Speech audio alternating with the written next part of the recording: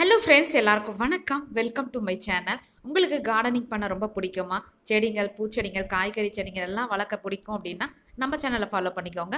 உங்களுக்கு தொடர்ந்து அப்டேட் வந்துட்டே இருக்கும்.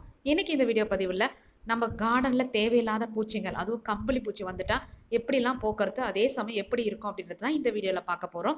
இதுக்கு முன்னாடி பார்த்தது அதோடைய முட்டை தாங்க. எந்தெந்த செடிகளில் வரும், எப்படி இருக்கும் அப்படின்றதையும் பார்த்துடலாம். இந்த சீசனில் கண்டிப்பாக எல்லார் வீட்டு தோட்டத்துலேயும் இந்த கம்பளி பூச்சி வந்து நம்மளை ஆட்டி படைக்கும். அப்படி இருக்க அந்த பூச்சியை எப்படி நம்ம வெளியேற்றுறது இல்லை ஒழிக்கிறது அப்படி தான் இந்த வீடியோவில் பார்க்க போகிறோம். இந்த கம்பளி பூச்சி எந்தெந்த செடிகள் அதிகமாக வரும்னு பார்த்தீங்கன்னா, ஃபஸ்ட்டு முருங்கை மரத்தை சொல்லுவாங்க. அதனாலே முருங்கை மரம் வச்சோம் அப்படின்னாலே கண்டிப்பாக நம்ம செக் பண்ணிகிட்டே இருக்கணும். கீழ்ப்பகுதிகள், அந்த தண்டு, அந்த கணு பகுதியெல்லாம் இருக்கு இல்லையா, அங்கே எல்லாமே பார்த்துட்டே இருப்பாங்க. முருங்கை இலைகள் ரொம்ப குட்டி குட்டியாக இருக்கிறதால முட்டைகள் அந்த இடத்துல வைக்காது. அந்த காம்பு பகுதி இருக்கு இல்லைங்களா, இதுக்கு முன்னாடி நான் அந்த முட்டை வச்சுருந்த பிக்சர் காட்டியிருந்தேன் பாருங்கள். லாஸ்ட் இயர் இருந்தது, அப்படி தான் இருந்தது என்னுடைய முருங்கை மரத்துலேயும். அதே நீங்கள் வேறு இலைகள் எங்கேயாவது இருக்குது அப்படின்னா எப்படி இருக்குன்றதையும் காட்டுறேன். இது பார்த்தீங்கன்னா ஒரு வாழை மரம் தாங்க. அடித்த வெயிலுக்கு வாடி வதங்கியிருக்கு அப்படின்னு நினச்சிருந்தோம். ஆனால் அந்த இலைங்க எப்படி ஜல்லடை மாதிரி ஓட்ட போட்டு வச்சிருக்கு. ஒவ்வொரு வருஷமும் வாழை இலையில வருதுங்க. நான் வரும்போதெல்லாம் அந்த முட்டைங்களை எடுத்து கட் பண்ணி போட்டுருவேன். ஆனால் இந்த வாட்டி 2-3 நாளாக தொடர்ந்து மழை சிலுன்னு போட்டுகிட்டே இருந்ததால் மாடி தோட்டத்துக்கு அந்த அளவுக்கு போய் செக் பண்ண முடியாததால் அதிகமாகிடுச்சு. இது மட்டும் இல்லை, ஒரு 2 செடியிலையுமே வந்துருந்தது. அதையுமே இந்த வீடியோவில் காட்டுறேன். இதுக்கு வேறு ஒன்றும் இல்லைங்க, துணி சோப்பு தான் பெஸ்ட்டு. இதை நெருப்பு வச்சு கூட கொளுத்துவாங்க. அதெல்லாம் ரொம்ப வேலை. உண்மையாக சொல்லணும்னா இந்த துணி சோப்பு இருக்கு இல்லையா, துணி சோப்போ இல்லை சர்ப்போ ஒரு 5 ரூபாதோ ஏதாவது இருந்தால் போதும். இந்த அளவுக்கு எடுத்து தண்ணியில் கரைச்சிக்கோங்க. நான் உங்களுக்கு லைவ் ரிசல்ட்டே காட்டுறேன். இதை கரைச்சிட்டு அந்த பூச்சிகள் மேலே விடுங்க. ஒருவேளை செடியை நீங்கள் கட் பண்ணாமல் அப்படியே பண்ண போகிறீங்க அப்படின்னா ஏதாவது ஒரு ஸ்ப்ரேயரோ இல்லை இது மாதிரி தெளிச்சு விடுவோம் பார்த்தீங்களா, அந்த மாதிரி அந்த பூச்சிகளுக்கு மேலே நல்லா படுற மாதிரி நல்லா குளிர்ற அளவுக்கு தெளிச்சு விடணும். செடி முழுக்கவே நனைகிற மாதிரி அந்த பூச்சிகள் மேலே கண்டிப்பாக படணும்.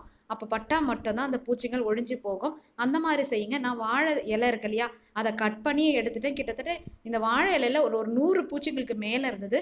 இது மட்டும் இல்லாமல் அவரைக்கொடி, பர்பிள் அவர் லாஸ்ட் இயர் போட்டிருந்தோம் இல்லைங்களா, அந்த அவரைக்கொடியில் இருந்தது. அதுக்கு அடுத்தது பார்த்தீங்கன்னா மல்பெரி செடி இருக்கு இல்லையா, அந்த இலையிலையுமே இருந்தது. 2 கணு பகுதியிலையுமே இருந்தது. அந்த இலையும் நான் உங்களுக்கு எடுத்து காட்டுறேன் பாருங்கள். இது வந்து ஸ்டேஜ் பை ஸ்டேஜாக நம்ம பார்க்க முடியாது. முட்டைகள் வச்சுருந்து அப்படின்னா நம்ம உடனே கண்டுபிடிச்சிடலாம். இல்லை இலைங்களுக்கு பின்னாடி வச்சுருந்து அப்படின்னா ஒவ்வொரு இலையும் நம்ம செக் பண்ணி பார்க்க முடியாது இல்லையா. ஒருவேளை அந்த இலைங்களுக்கு மேலே இருக்குது அப்படின்னா அந்த இலைங்களை அரிச்சிருக்கும். ரொம்ப குட்டி குட்டியாக இருக்கிற புழுவுமே இருக்குது இதுலேயே. அது ஃபஸ்ட்டு ஸ்டேஜ். அதையுமே உங்களுக்கு நான் இந்த வீடியோட எண்டில் கொடுத்துருக்கேன். வீடியோ முழுசாக பாருங்கள். அந்த ஸ்டேஜ்லேயே நம்ம அதை அழிச்சிட்டோம் அப்படின்னா இந்த அளவுக்கு பெருகி போகாது.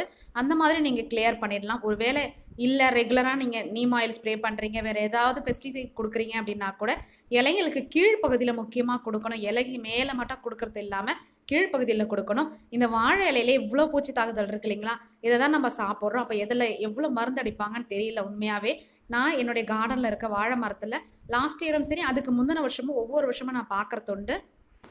கரைச்சி தெளித்து 1 நிமிஷத்துலேயே மொத்த பூச்சும் அழிஞ்சிருச்சு. பார்த்தீங்க இல்லையா, இதுதாங்க அதோடைய முட்டைக்கு அடுத்த ஸ்டேஜ். இந்த மாதிரி குஞ்சு பொறிச்சிருக்கோம். அப்போ பார்க்கும்பொழுது அந்த இலைங்களை இப்படி தான் அரிச்சிருக்கும். அதை பார்த்தீங்க அப்படின்னா அதையும் ஃபஸ்ட்டு நம்ம ரிமூவ் பண்ணிடலாம். பஞ்சகாவியெல்லாம் நான் ஸ்ப்ரே பண்ணி பார்த்தேங்க, ஒன்றுமே வேலைக்கு ஆகலை. ஏன்னு பார்த்தீங்கன்னா அந்த பஞ்சகாவை ஃபஸ்ட்டு குவாலிட்டியாக இருக்கான்னு நமக்கு தெரியாது. அது சரி பண்ணிடும் அப்படின்னு நினச்சிருந்தோம் அப்படின்னா இன்னும் படர்ந்து போயிட்டு செடி முழுக்க இல்லை தோட்டம் முழுக்கவே அதிகமாகிடுச்சு அப்படின்னும் பொழுது ரொம்ப கஷ்டமாக இருக்கும். செடி வளர்க்குறவங்களுக்கு தான் அதோடைய கஷ்டம் ரொம்பவே தெரியும். தரையில் வச்சாதான் இவ்வளோ பிரச்சனை அப்படின்னு நினச்சி நம்ம மாடி தோட்டம் போடுவோம். மாடி தோட்டத்தில் இவ்வளோ பிரச்சனை இருக்குது. நம்ம துணிகள் காய வைக்கிறோம் அப்படின்னா ரொம்ப கேர்ஃபுல்லாக பார்த்துக்கணும். இந்த சீசனில் ஒரு 6 மணிக்கு வாக்குலலாம் பெரியவங்க சொல்லுவாங்க, செடிங்களுக்கு இருக்கிற இடங்கள்லையும் சரி மொட்டை மாடியில் எங்கேயுமே துணி காய வைக்கக்கூடாது அப்படின்னுவாங்க. அதை முடிஞ்ச அளவுக்கு எப்பொழுதும் நீங்கள் அவாய்ட் பண்ணுங்கள். 6 மணிக்கு மேலே எந்த ஒரு துணியுமே காய வைக்கிறத அவாய்ட் பண்ணுங்கள். ஏன்னு பார்த்தீங்கன்னா பகலெல்லாம் நன்மை செய்கிற பூச்சிகள் உலாத்திட்டு இருக்கோம். நைட் நேரத்தில் தான் கெடுதல் செய்யக்கூடிய பூச்சிகள் வரும். அந்த பூச்சிகள் ஒரு வேளை வந்து முட்டை வச்சுட்டு போச்சு அப்படின்னா நம்ம தெரியாமல் கொண்டு வந்து மடித்து வச்சுட்டாலும் அது நமக்கு ரிஸ்க்கு தாங்க. முடிஞ்ச அளவுக்கு அதை அவாய்ட் பண்ணிவிடுங்க, அந்த ப்ராப்ளம் வராமல் இருக்கிறதுக்கு. இது பார்த்தீங்கன்னா பட்டாம்பூச்சியோடைய அந்த லார்வா தான் உள்ளே இருக்குது, வெளியேறதுக்கு ரெடியாக இருக்காங்க. இது கடைசி ஸ்டேஜ் கிட்டத்தட்ட. இது வந்து நம்ம தோட்டத்தை இலைங்களை சாப்பிடும், நம்மளை ஒன்றும் பண்ணாது.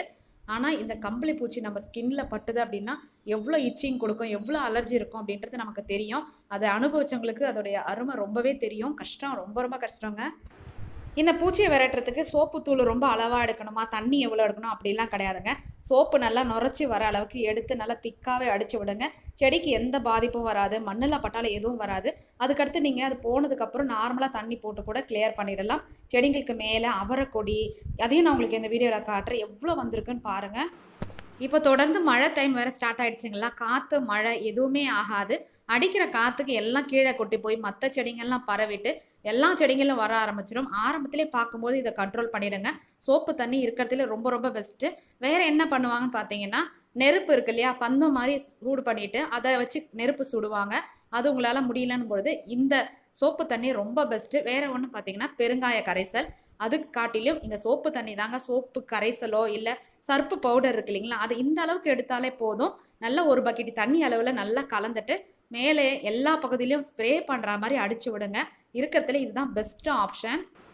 அடுத்தடுத்து வர கிளிப்பிங்கில் உங்களுக்கு லைவ் ரிசல்ட்டே காட்டிருக்கேன். கண்டிப்பாக வீடியோ தொடர்ந்து பாருங்கள். இந்த வீடியோ பற்றி பிடிச்சிருந்தா அப்படின்னா நம்ம சேனலை சப்ஸ்கிரைப் பண்ணி வச்சுக்கோங்க. வேறு ஒரு இன்ட்ரெஸ்டிங்கான வீடியோவில் நான் உங்களை மீட் பண்ணுறேன். தேங்க்யூ, பாய் பாய்.